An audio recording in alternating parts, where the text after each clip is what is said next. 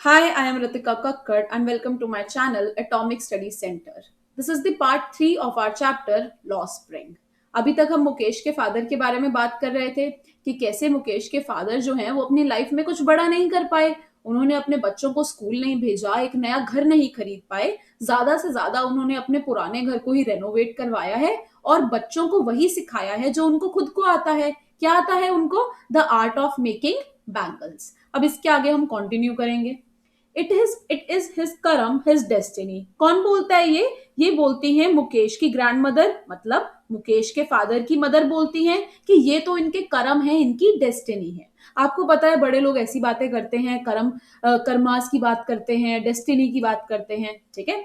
Says Mukesh grand mother who has washed her own husband go blind with the dust from polishing the glass of making bangles. अब यहाँ पे क्या होता है कि मुकेश की जो ग्रैंड मदर हैं, उन्होंने उनके जो हस्बैंड थे उनके साथ ट्रेजेडी हुई थी कि वो भी बैंगल मेकर थे, एक वो भी बैंगल मेकिंग का काम करते थे, जिसकी वजह से उन्होंने अपनी आंखों की रोशनी खो दी थी। तो यहाँ पे मुकेश की मदर को पता है कि मुकेश की ग्रैंड मदर को पता है कि ये काम जो है बहुत ज्यादा हेजार्डस है, बहुत ज्यादा डेंजरस काम है, ठीक है। ये तो वो कहती है कि ये तो करम करम की बात है कि भाई जिसकी डेस्टिनी में जो लिखा है वो तो होगा ही। अब उनके हस्बैंड जैसे ब्लाइंड हुए, वो जरूरी नहीं है सारे होंगे, ये तो कर्मा का खेल है, ठीक है। आपको पता है बड़े लोग ऐसी ही बातें करते हैं, उनको इतनी ज्यादा अवेयरनेस नहीं है कि ये काम ही बुरा है। Can a God given lineage ever be broken? वो कहते हैं कि क्या भगवान का दिया कभी कोई टाल सकता है? She implies born in the caste of bangle makers, she have seen nothing but bangles in the house, in the yard, in every other house, every other yard, every street in Firozabad. कि वो ऐसे ही बड़ी हुई है, उन्होंने हर जगह bangles देखी हैं, सारी जगह पे बैंगल मेकर्स देखे हैं, हर जगह बैंगल्स देखी हैं, घर में, पीछे आंगन में, लोगों के घर में, पड़ोसियों के घर में, हर जगह उन्होंने सिर्फ बैंगल्स ही देखी हैं, क्योंकि हर स्ट्रीट में फिरोजाबाद की लोग बैंगल मेकिंग का ही काम करते हैं। स्पाइरल्स ऑफ बैंगल्स, ठीक है, उन्होंने स्पाइरल्स ऑफ बैंगल्स देखी हैं। बैंगल्स आपको पता है एक बंडल में आती हैं, स्पाइरल्स में आती हैं, एक गोल सा सर्कल होता है, एक ट्यूब होती है गोल सी, उसमें बैंगल्स डाली जाती हैं। तो यहाँ पे वो यही कहती हैं कि उन्होंने बहुत सारी बैंगल्स देखी हैं, स्पाइरल्स ऑफ बैंगल्स देखी हैं, सनी गोल्ड बैंगल्स देखी हैं, पैडी ग्रीन कलर की देखी हैं, रॉयल ब्लू कलर की बैंगल्स देखी हैं, pink, purple, every colour born out of seven colors of the rainbow lie in mounds in unkempt yards, are piled on four-wheeled hand carts pushed by young men along the narrow lanes of the shanty town। कि उन्होंने सिर्फ ये bangles ही देखी है कि फिरोजाबाद में सिर्फ bangles ही मिलेंगी, हर कलर की बैंगल मिलेगी, चाहे वो रॉयल ब्लू हो, पिंक हो, पर्पल हो, जो भी कलर उन सेवन कलर्स से मिलके बनता है, जो भी रेनबो के सेवन कलर्स हैं उससे डिराइव होने वाले बाकी जितने भी कलर्स हैं, उन्होंने सारे कलर्स की बैंगल्स देखी हैं। इनफैक्ट लोग जो हैं अपनी रेडियो पे लेके बैंगल्स को बेचते हैं जा जाके, ठीक है। Piled on four wheel hand carts, मतलब वही चार पहिए वाला जो हैंड कार्ट है, उसी पे ही सारी बैंगल्स लाद के लोग नैरो लेन्स के अंदर घूमते हैं, पतली पतली गलियों में जाते हैं। जो वो छोटा सा टाउन है, शांति टाउन है, इतना डेवलप्ड नहीं है फिरोजाबाद, वहां पे जाकर ये बैंगल्स को बेचते हैं। तो आप खुद देख सकते हो कि पूरा टाउन ही, जब इतनी सारी फैमिलीज ही बैंगल मेकिंग में इन्वॉल्व हैं, तो पैसा कहाँ से आएगा? प्रॉफिट तो किसी का होगा ही नहीं। आप जरूरत से ज्यादा एक ही चीज में लोगों को डाल दोगे तो लोग कमाएंगे कैसे, ठीक है। And in dark hutments, next to lines of flames of flickering oil lamps, sit boys and girls with their fathers and mothers welding pieces of colored glass into circles of bangles। और जो young बच्चे हैं, लड़के हैं, लड़कियां हैं छोटे, वो भी अपने पेरेंट्स के साथ यही काम करते हैं। वो भी मैच बना रहे हैं बैंगल्स का, बैंगल्स अलग कर रहे हैं, बॉक्सेस में पैक कर रहे हैं, बैंगल्स की मैच मेकिंग कर रहे हैं कि इस कलर के साथ इस कलर की जाएंगी। तो ये बच्चे जो हैं यही अपने पेरेंट्स के साथ इस काम में बचपन से ही इन्वॉल्व हो जाते हैं।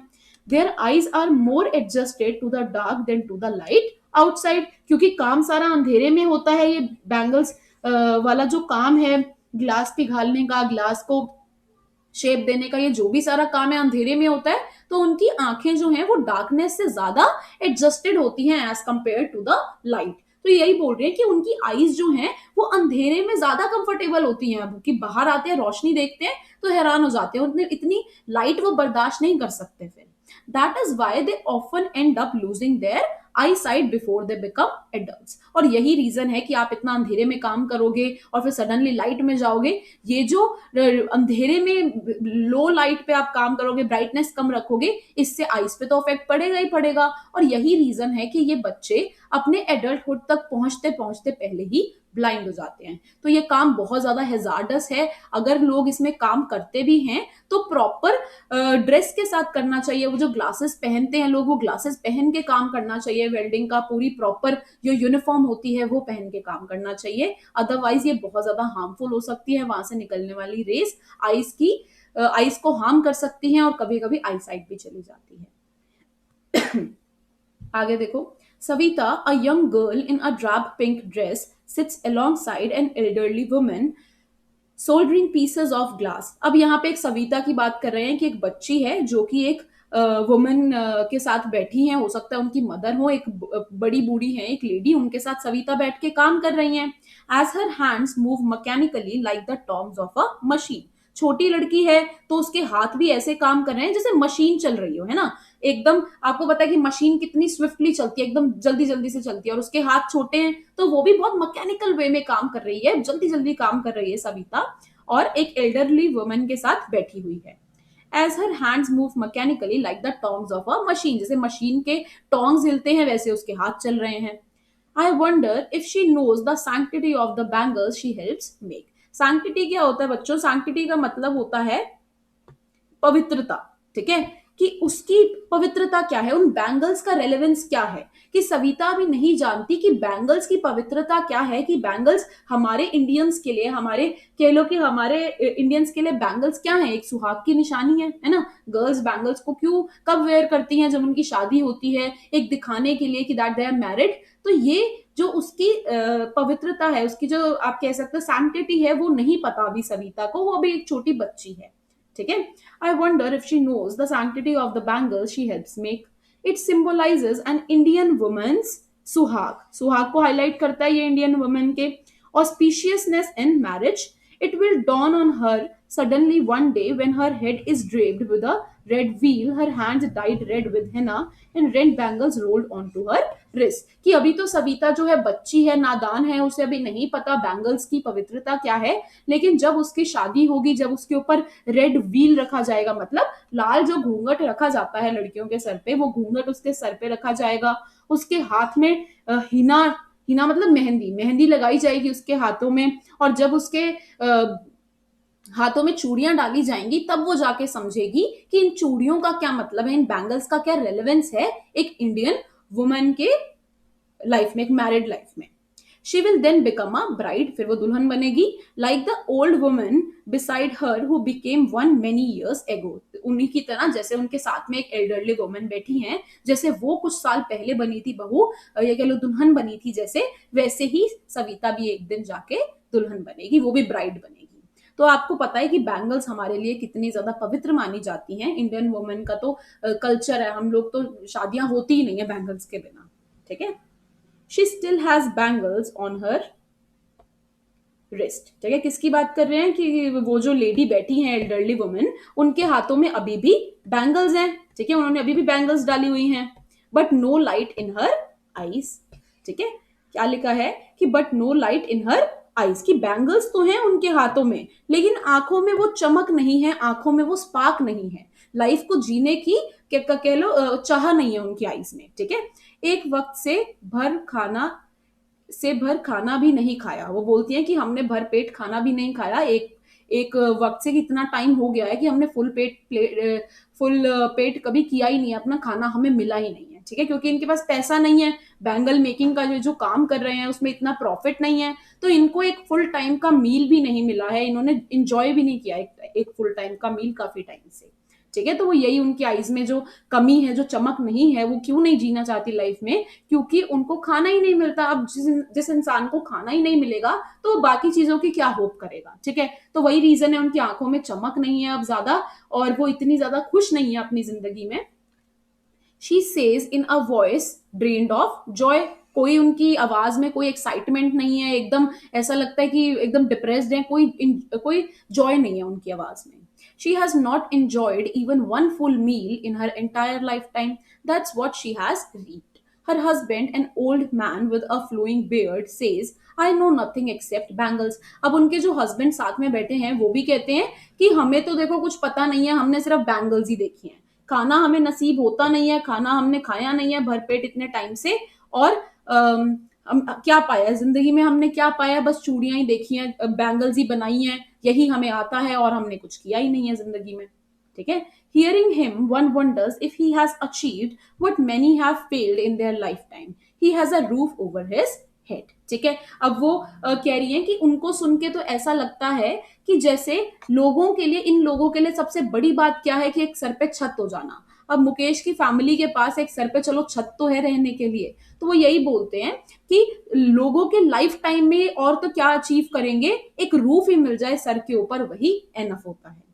The cry of not having money to do anything except carry on the business of making bangles, even enough to eat, rings in every home. अब वहां पे हर घर में यही कहानी है, सारे लोग यही रोते हैं कि उनके पास एक बैंगल्स के अलावा वो कोई और काम नहीं करते हैं, कोई और उनका धंधा नहीं है, उनके पास ना खाने के लिए कुछ है और इतने गरीब हैं। तो ये जो गरीबी का जो गाना है आप कह सकते हो, वो हर घर में लोग गाते हैं, क्योंकि किसी के पास कुछ नहीं है, सारी फैमिलीज एक जैसी हैं, बहुत कम लोग हैं जो थोड़ा प्रॉफिट कमाते हैं और जो थोड़ा अच्छा खाना खाते हैं, लेकिन बाकी सब घरों में यही सेम स्टोरी है, कोई खुल के नहीं जीता, किसी को खाना नहीं नसीब होता अच्छे से, और यही हर घर में कहानी है, यही बोलते हैं लोग।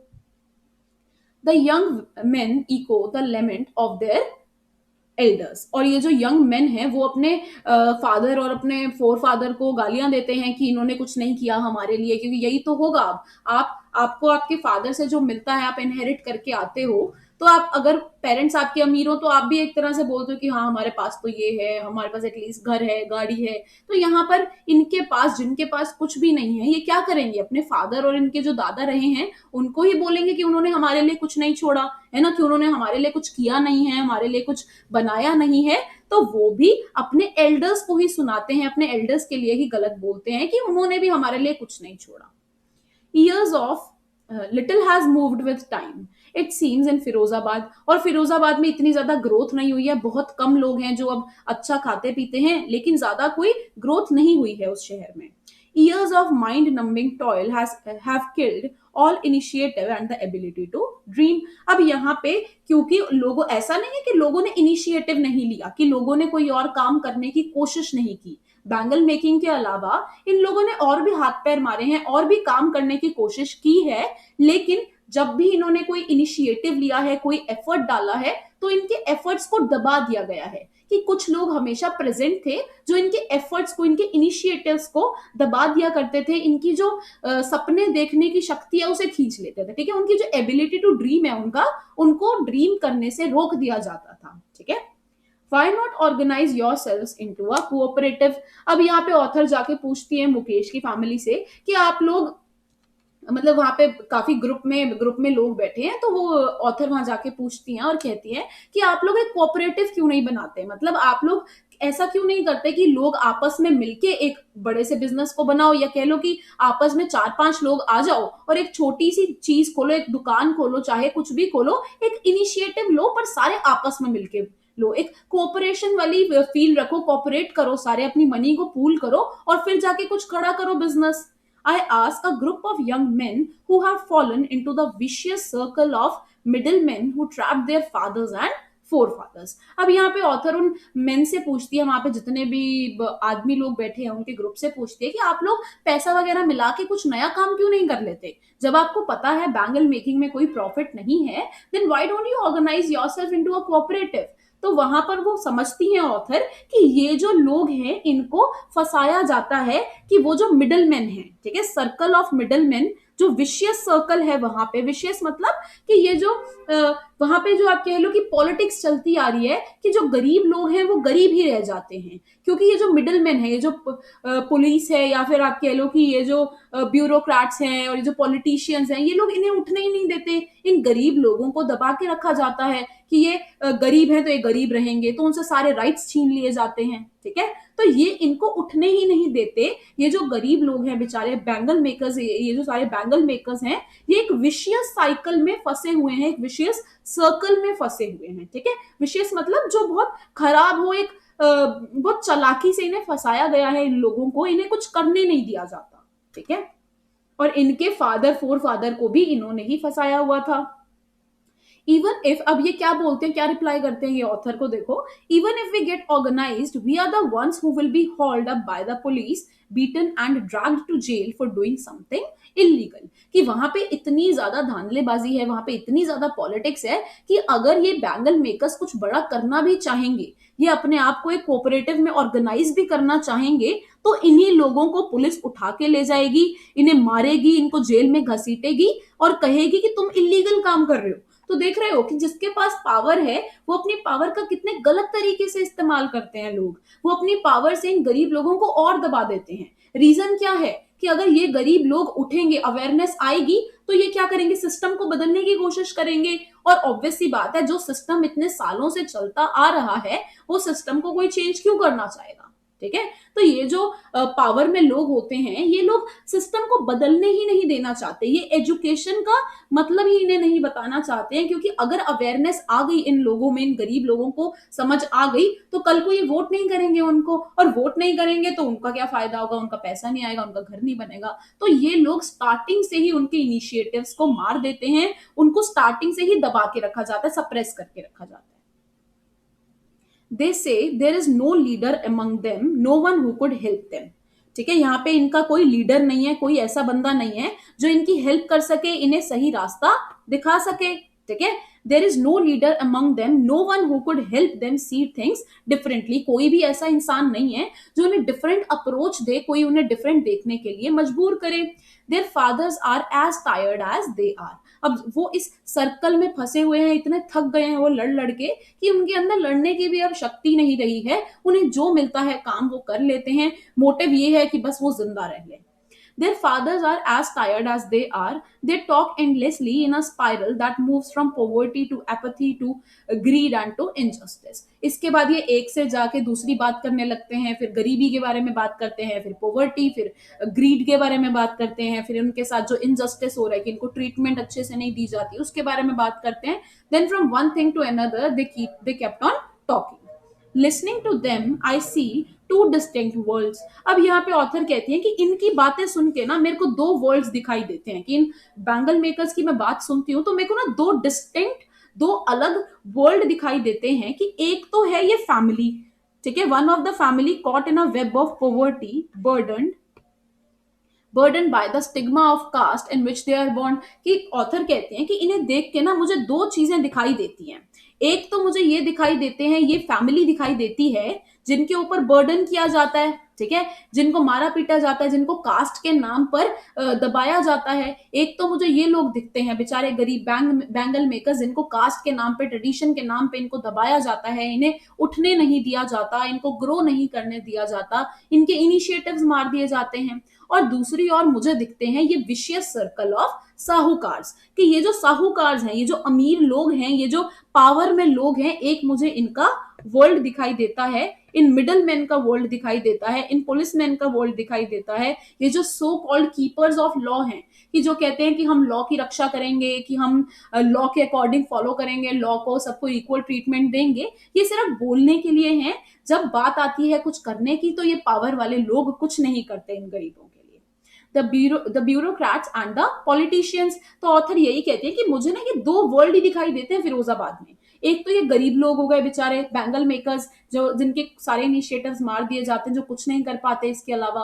और एक ये पावर में लोग दिखते हैं जो उनको दबाते हैं, उनको उठने नहीं देते, उनको मारते पीटते हैं, उन्हें दबा के रखते हैं। ठीक है, together they have imposed the baggage on the child that he can not put down. और ये आपस में मिलके एक छोटे से बच्चे के ऊपर ही इतना ज्यादा बचपन से ही एक बैगेज डाल देते हैं कि बचपन से ही बच्चे को समझ आ जाता है कि वो बड़े होके कुछ और नहीं कर सकता, उसको जबरदस्ती बैंगल मेकिंग में जाना पड़ता है। तो ये गलती किसकी है? ये गलती हमारे सिस्टम की है, सोसाइटी की गलती है ये। एक छोटा सा बच्चा है, वो तो वही सीखेगा जो घर में देखा जाता है। अब वो देख रहा है कि उसके बाप दादा वही कर रहे हैं, तो वो भी वही करेगा। और ऊपर से ये जो पीपल, ये जो सो कॉल्ड आप कह सकते हो कीपर्स ऑफ लॉ हैं, ये जो लोग हैं, ये जो पॉलिटिशियंस हैं, ये भी यही वर्ल्ड दिखाना चाहते हैं छोटे बच्चों को। तो बच्चा जो है, जो मुकेश है यहाँ पे बच्चा, वो दब के रह गया है रिस्पॉन्सिबिलिटीज के अंडर, और वो जो बर्डन है उसके ऊपर बचपन से ही आ जाता है। Before he is aware he accepts as naturally as his father. इससे पहले वो अपनी समझ रख सके, वो कुछ मेच्योर हो सके, उसे पहले ही समझ आ जाता है कि उसे यही बैंगल मेकिंग करनी है। To do anything else would mean to dare. अब कोई अलग कुछ करना चाहता भी है तो बहुत डेयरिंग काम होगा कि लोग ये बैंगल मेकिंग छोड़ के कुछ और काम करें। तो ये ऑब्वियस सी बात है, कुछ नया करेंगे तो रिस्क तो होगा ही। वो पॉलिटिशियंस, वो अमीर लोग जो हैं, वो जो पावरफुल लोग हैं, वो करने ही नहीं देंगे इनको। And daring is not part of his growing up. When I see a sense when I sense a flash of it in Mukesh, I am cheered. I want to be a motor mechanic, he repeats. He will go to a garage and learn. But the garage is a long way from his home. I will walk, he insists. Do you also dream of flying a plane? He is suddenly silent. No, he says, staring at the ground. ठीक है। अब यहाँ पे author कहती है कि मैं जब मुकेश से बात करती हूँ तो मुकेश की आंखों में एक चमक दिखती है। मुकेश बहुत एक्साइटेड है अपनी लाइफ को लेके।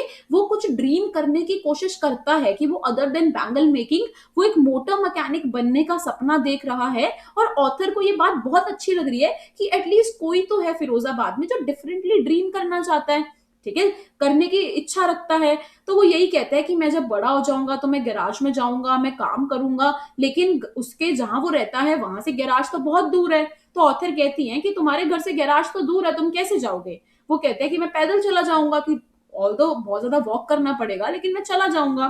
फिर ऑथर पूछती हैं, do you also dream of flying a plane? कि क्या तुम एरोप्लेन भी उड़ाने का सपना देखते हो? तो वो साइलेंट हो जाता है, वो जमीन की तरफ देखने लग जाता है और कहते हैं, नहीं, मैं एरोप्लेन उड़ाने का सपना नहीं देखता, क्योंकि एरोप्लेन उड़ाना एक फार ड्रीम है, ठीक है। जो कह लो कि वो लोग जो अपनी ही सोसाइटी से बाहर नहीं आ सकते, एक काम से दूसरा काम नहीं उठा सकते, पैसे नहीं कमा सकते, तो वो पायलट की पढ़ाई कैसे अफोर्ड कर सकते हैं? एक पायलट बनने के लिए भी तो आपको पहले पढ़ना पड़ता है, स्ट्रगल करनी पड़ती है, और उसके लिए पढ़ाने के लिए पैसा लगता है। अब इनकी बैंगल मेकिंग में तो प्रॉफिट है ही नहीं। तो मुकेश इतनी बात समझता है कि जो एरोप्लेन उड़ाने का सपना है, जो पायलट का सपना है, वो तो बहुत फार ड्रीम है, वो तो मैं सोच ही नहीं सकता।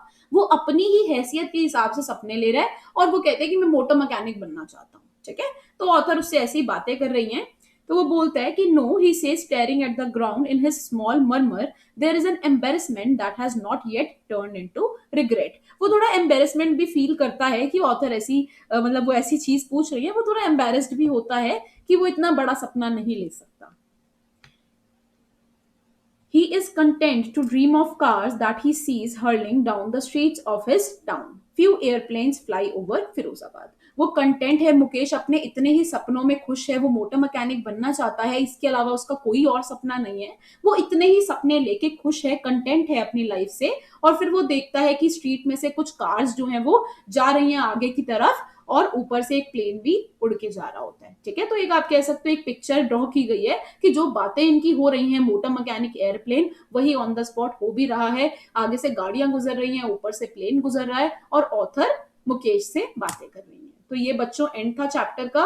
आई hope this chapter is clear to all of you. किसी को कोई भी डाउट है तो कमेंट सेक्शन में जरूर मुझसे पूछ सकते हो, ठीक है। मैं आज नहीं तो कल हमेशा रिप्लाई कर ही देती हूँ। Stay tuned to my channel. Do subscribe it and share these videos among your friends. Thank you for watching.